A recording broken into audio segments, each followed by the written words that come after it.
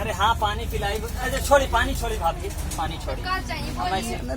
अभी तक खाई अरे इतना बढ़िया खिलौना थोड़ा ले ली भाभी जी। नहीं खिलौना ना। अरे ऐसी ला ना, भैया घर पे नहीं खे ना।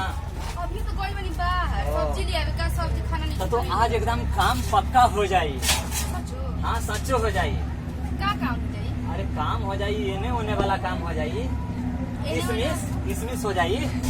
किसमिस से? हाँ हाँ किसमिस वाला। अभी किसमिस नहीं के तरह के दिखाई। अरे वो किसमिस ना, गाल वाला किसमिस ऐसे कर जा। ये वाला गाल वाला किसमिस का अंदर में हुई। चलिए अंदर में हम बतावा तानी। चलो भाभी। की देखिए हमरा। अरे भैया घर पे ना भाभी।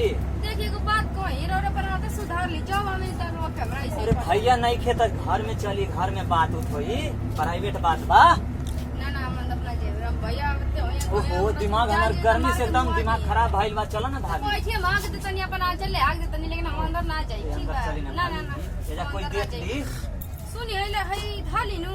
हाँ हाँ कोई धाली। दिक्कत नहीं के नो। कोई दिक्कत बाद में ना। ई ना कहे कि पैसा नहीं अरे खेले। सब धन तोरे बा हो भाभी। साचो। हाँ साचो भाभी। यही से तरह के मतलब मायने नहीं। चलो ना अंदर काम हो जाई।